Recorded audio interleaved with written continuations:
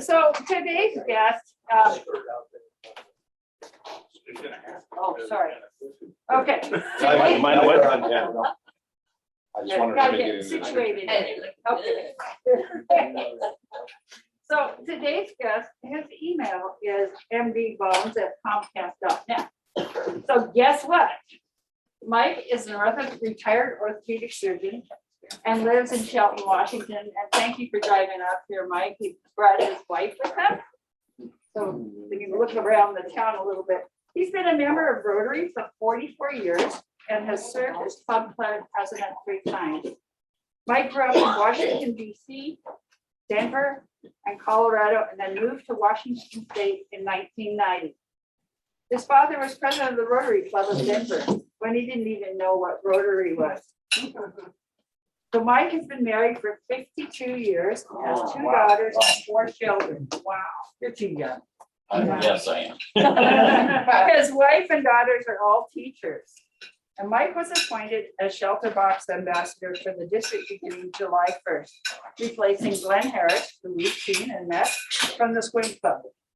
He has been a shelter advocate and donor for many, many years. So it's my pleasure to introduce Mike Barnard as our first. I've done that twice. Don't worry. As our first honored speaker in the person. Yay. Nice. I have my mask off so I can talk, and I'm fully vaccinated.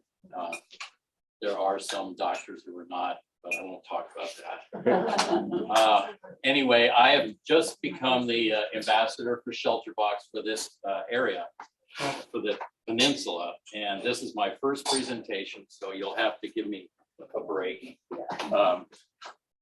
And so I'm going to share my screen with you. Go ahead and unmute yourself too.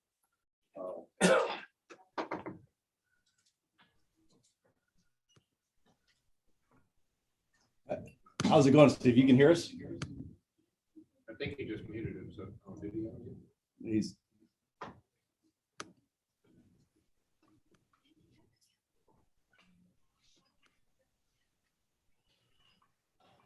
Does that show on the? Oh, yeah, cool.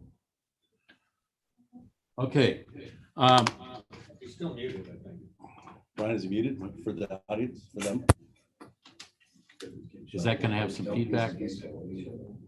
You're not muted. You're fine. Okay. It says he is. Or muted. You are. I'm muted. He's also joined the Zoom. Okay. Shelterbox. That's We're gonna hear your presentation twice in the same sentence. Shelterbox started about 21 years ago in I'll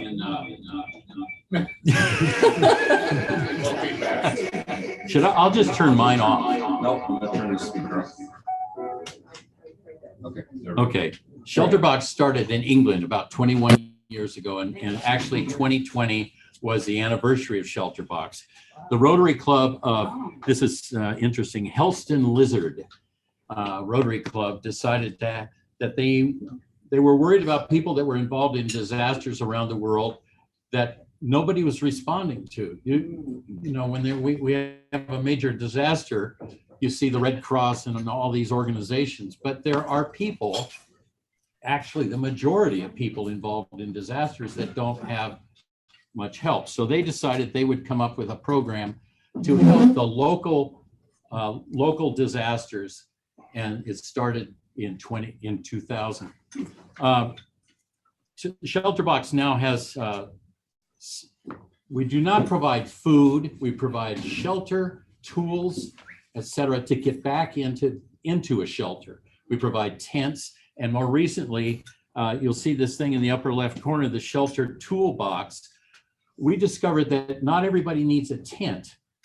Some of them have homes that are still there, but the side's gone or the roof's gone or something. So the kit enables them to rebuild their homes with tarps, etc. Shelterbox is, you can see here is the tent, and at the end you'll see a picture. I set up the tent a couple of weeks ago at our Rotary's Music in the Park. and it took 6 guys to set it up. It's amazing, but it holds 10 people. I did not bring it today. Anyway, Shelterbox is a different kind of charitable organization in that it is completely run by donations. There is very little overhead. A shelter box with all of the equipment that people need is $1,000. And if a Rotary Club or an individual or a group of individuals donate $1,000, that goes to one of these boxes. We're focused on providing shelter, period. And the things that go along with it, cooking utensils, etc. We also listen to what the people that get our services, what they say. If they say, well, we don't need this or we need that in such and such a disaster, that we refocus and recreate the shelter box. We earn from each deployment, and we've been deploying for over 20 years now. So to hundreds of places, and we've learned from each deployment what we can do differently. Here you see the shelter box volunteer in the middle talking to people who were displaced and what they need. We also go to the areas of the world that others don't go to the outskirts, to the islands in the Pacific. We've gone to multiple teeny tiny islands in the Pacific that are wiped out by hurricanes, and the people need shelter, but they have no government. They have no great organizations to help them out. We are global. We started out in England and then spread to Eastern Europe or Western Europe, and then we now are all over the world. Here's a shelter box tent, and you can see a Rotary volunteer. Rotary has been a partner of Shelterbox for 20 years. It started out with a Rotary Club, and then it became Shelterbox, and then Rotary International joined up. This is the largest charity that is supported by Rotary, and it's equivalent to the Polio Plus type program. We've spent millions and millions of dollars on Shelterbox.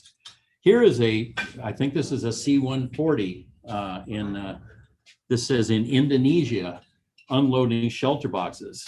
And we can bring thousands and thousands of boxes at once. We have volunteers on the ground, locals and Rotarians who are volunteering, who go to help in these deployments. And right now we are deploying in Haiti. This was, last Saturday was the hurricane, and already Shelterbox is shipping equipment over there. This is just a few shots of how we get the shelter boxes where they're going, the unique ways. And you can see that this is not urban. This is definitely rural. We gather the resources together. We have to be invited by the country, but we don't have to have the country help us. But we can't just go in without an invitation. These boxes, the real shelter boxes, the tent is probably 50 pounds, and then all the other stuff in it too. So the boxes are 60 or 70 pounds, and you can see that these people are so happy to have shelter that they'll do anything to get it there. This is a shelter box volunteer in Syria. Syria, for the entire war, the last 10 years, we've been there. And I think we have provided housing to something like 150,000 people in Syria. And that housing means tents. We've responded 300 disasters in over 100 countries, which is amazing. This is like the Red Cross does, only the Red Cross is far more bureaucratic and more complicated. We've sheltered 2 million people in 20 years, which is absolutely amazing. And this is all based on donors like Rotary. We've been nominated for the Nobel Peace Prize in 2018 and 2019. And what we do is we help families create a home. Their home is wiped out by flood, storm, whatever, and we help them create a home. These people, this is a family in Syria, and their whole home, everything they had was wiped out. You can see the shelter box there, and they are now happy. They have shelter. We work with the beneficiaries to build skills and we teach them how to build their home, how to, to take the tent and the equipment we give them. We don't just give them a hammer and an axe and stuff. We show them how to use it. And this guy is demonstrating, he goes out to the rest of his community and teaches them how to build their homes back. So it's like, give them a fish, or teach them how to fish. I get it backwards. And we help people return to work, because you can't work if you don't have shelter. You can't go to work if you don't have a place to stay when you're not working. So by getting them back, you can see she is in a shelter, and you can see the tarps in the background there. And she's set up and she's doing her job. She's sewing, and we help rebuild communities. So we teach them not only how to do the shelter, but like their fences are down and stuff. And so the volunteers over there help them do that. The whole thing, the whole bit for Shelterbox is getting families back together and getting families so that they can be families again. And that's why I've been deeply involved. Well, I've been involved financially with them ever since I first heard about them, because I think they're fantastic. Have any of you ever been to Oyster Fest in Shelton? Oyster Fest is the largest seafood festival on the West Coast. Been to the sander races down there, the sander races. Belt sander races. Yes. I don't know about that. My club, the Skookum Rotary, runs the Oyster Fest, which is, we bring 25,000 people in a weekend.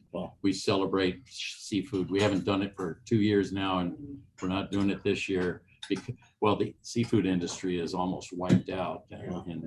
Anyway, we put up one of these tents. We put up a Shelterbox display each time, and thousands of people come through and look and see what we're doing. This is a short video just to give you an idea of how the people respond.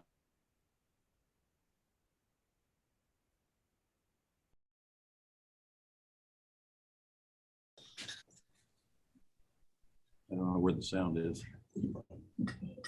Anyway. That's how you burn. Yeah. You may safe inside. Bless the high play me 1 year no man stop every house in full town Venice. You all understand. Well, yeah, the money when me like open them door when me had say.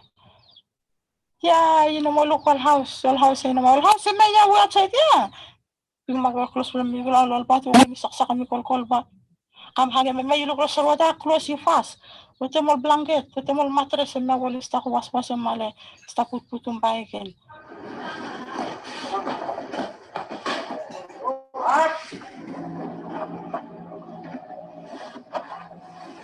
Mi wala haram ko to wala sta kami wala kami halal ko mi wala lol nits plo mi wala sta ka plo cyclone ya mi wala hare se life easy lo mi wala from se mi wala sta mi kam house plo mi wala ya be sim sel half na tangura blo harkin we I pergi mol kita no ala mi kam se kol tabole ni kam ya ala mi wala te stop around mi lo kol mat plo mi wala Lai local thing blami vla we fly ki mi vla haram kut lem from se or something we mi vla needing we blami vla be lai blami vla easy blami vla sa yusum me ge se mi vla no fine mi hata blami vla ko tale tangi tu maslo ke ta we tangi tu maslo you vla we vla stop plus 7 mi vla we mi vla sta la hata blami vla kambe mi vla sta lukatem kut mi vla se ba mi tale mo se mi vla haram se mi vla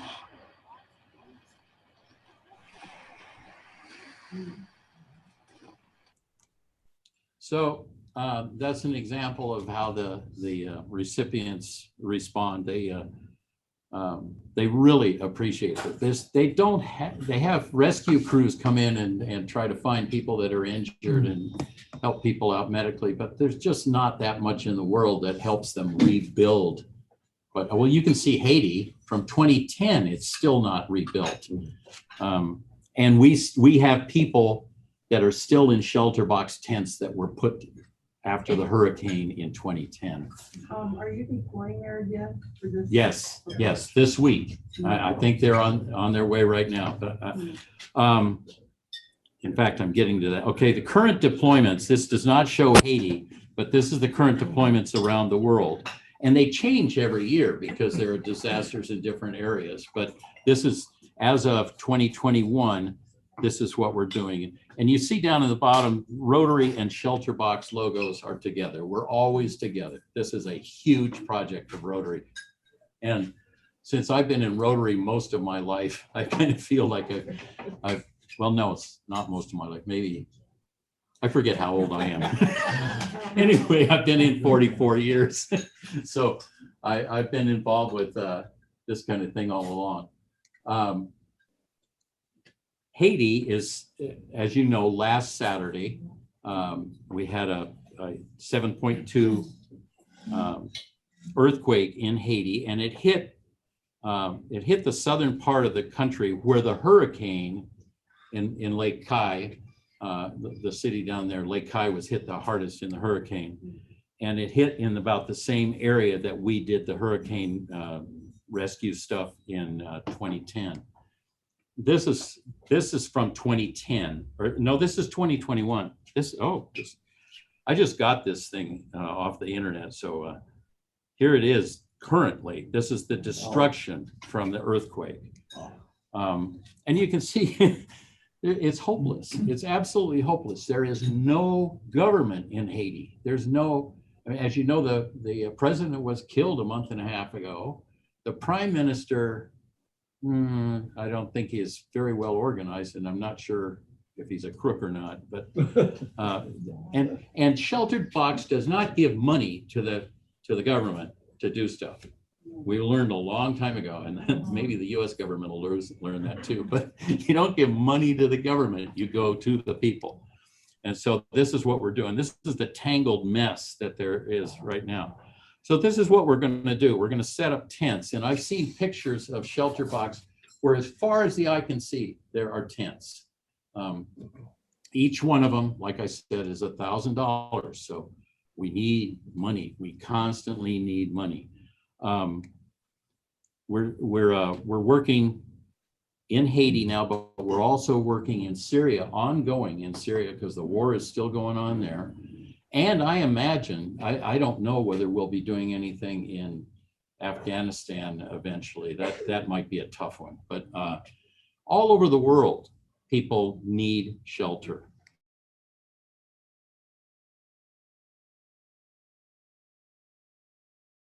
And you as individuals to donate to Shelterbox. You go to shelterboxusa.org. There are several clubs on the peninsula, including mine, that are award recipients from Shelterbox. My club has given $15,000 in the last 3 years. You can get a silver award, a bronze award, or a gold award. And so if you can all join together and donate, or what we do is we put it in our budget. It's one of our projects is to donate to Shelterbox. And then we combine it all, we combine it all and send it in. And like I said, every $1,000 buys another box. This is my crew, well, my temporary crew. There's the tent. We have a music in the park too. And this was about 3 weeks ago at our music in the park. I set the tent up, and it was the first time I'd ever even seen the tent. But it's really nifty. It's a double liner, so it's insulated, and it's got venting, and then there's all the equipment that goes with it. I brought an example of a light. We have a light that's an LED light that unfolds into like a Japanese lantern and lasts for 24 hours without a charge. So the people are very happy with that. It's amazing what you can do with one little light if that's all you've got. So once again, this is where you send money. I have some donation forms and envelopes, and I can help you out anyway. I'm the ambassador now. I'm just getting used to this. So I'd be glad to answer any questions you might, or I try. Yes, sir. So, Michael, thanks for joining us this morning. Fantastic work you're doing. I just want to extend an invitation to you all on our Jam in the Park. You know, I got to bounce it off Steve, but it'll be a big event downtown Port Angeles on Saturday, the 4th of September. Mhm. We've got a big area. So we got bands, we got hamburger, but if you want to set up a shelter and have somebody there as a spokesman to kind of broadcast it, we'll probably have hundreds of people down there if you want to. So if you want to, extend the invitation, if you want to do that, I'll give you my email. That's this September 4th. Yeah, this as in 2 weeks. 2 weeks from now. Yeah, I'll see. Yeah, if you want to, I'm not sure if you're able to do it, but we'd like to extend the invitation so you can set up shop. So. Yes, ma'am. Is there a, I know, well, I get changed for that all the time. So. He doesn't realize your name. Are you guys, do you guys have a place on DACA that we can go? Are you on the new DACA site? For, Yes. Shelterbox? Shelterbox, I don't think is on DACA, but we're still getting used to that. I mean, we just finally got used to Club Runner, and then that's gone. And No, Club Runner's still there. yeah, it's still there. It never was. No, I don't think Shelterbox is on there. Okay. I'll have to check. I can check with. Oh, you. Now turn your sound down. You're our first trial. Yeah, You've done a good job. Yes, Kathy. Oh, no. Okay, Laura, it's me. One of the things that occurred to me watching is, it looks like you go into war zones. And do you have, how do you protect yourself in a war zone like Syria? Well, I'm not really sure how safe it is, except that the Syrian refugees are outside of the war area. They are refugees. They fled from where the war is. And they are the result of the war. So we're not actually in the war zone where they're fighting.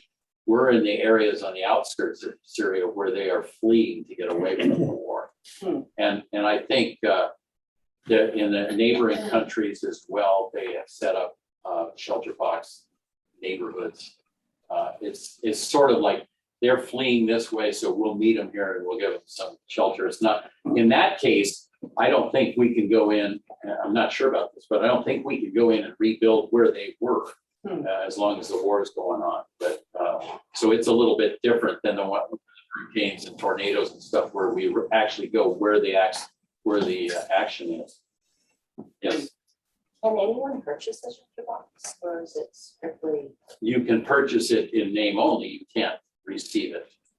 You can send $1,000 to Shelterbox, and that's your purchase. But no, you cannot. You can't get one. Although I had a guy from the other Rotary Club in Shelton, when I set this up the other day, come brag to me that he had one, and he's kind of like that. And I said, "How'd you get that?" Well, I just forced him to give me one. And no, that is not the idea. You've been invited by the government. It sounds like you're standing by on Haiti and everything. No, but Haiti, have you we been are invited? deploying. The last I heard, we are deploying. I got an email yesterday, I believe, that said, I got emails for 3 days that said we're looking into it because they go through this whole, well, I turned it off, but they go through a whole deployment regimen, step by step, what they have to, the criteria they have to meet.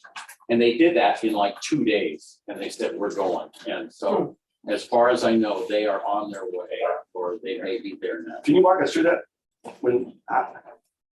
Who decides the deployment? Can you just walk us through how that happens? Did you see that chat? Yeah, that's what Holy threw the chat moly. up there. What? John Tyker Look at- says that he would donate You'll be 500. very pleased, young man. Good. Great. You know, if you guys Wow. collect, if you- Oh, well, still a lot. One of our members is Don is. He can do it. $5,000. No, he gets 500. 500. 500. He adjusted it. If you collect all together and then send it in as a club, that'll give you credit. I turned off the slide, but there's a the decision to deploy is 12 steps. Where they, first of all, they look at what's going on. Second of all, they see how the government's working, what the danger is, what the timeline is, whether they can get in there and be effective in a timely manner. How many people it's going to affect, if it's going to affect a significant number of people or just a small number. What the need is as far as, is the Red Cross going to be there? Is somebody else going to be there that'll be doing the same thing? Then we don't need to be there particularly. So it's a process, a deployment process that I could, you know. So who deploys? Who are the guys that go? There is a whole there's a whole screen, there's a whole group of people. Let me see, I'm going to show you this so I can. In one of the Rotary magazines in the past year, they talked about the training of those that are deployed. It's pretty intense. Yeah. There are volunteers. Let's see. You'll come get us when the Cascadia event happens? I have a feeling we'll be right there. But then you get your. Great. Then We get our tent. So anyway, Kind of what I was asking. this is kind of blocked, but you can see this slide. We have to have a government response. The government has to agree to have us come in. The number of families, the type of aid needed, the length of time that they will need the aid, the speed of self-recovery. That is, are we going to go into someplace that they're just not going to be able to ever pull out of? That's got to, we've got to achieve something. And then, do we have the resources? Where are they? I have, you know, I haven't asked.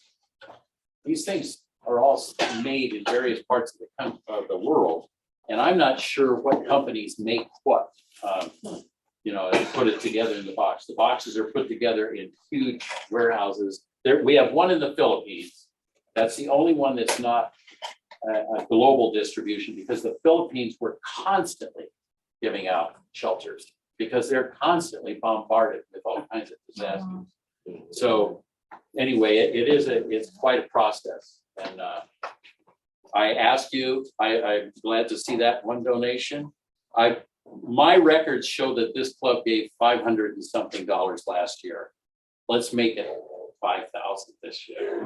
Okay, I want to beat Glenn. I don't know how many of you know Glenn Harris at Squim, but let's just, I'm tired of hearing aloha from him. I would like you to do it for me. Okay, thank you very much. So Michael, thanks for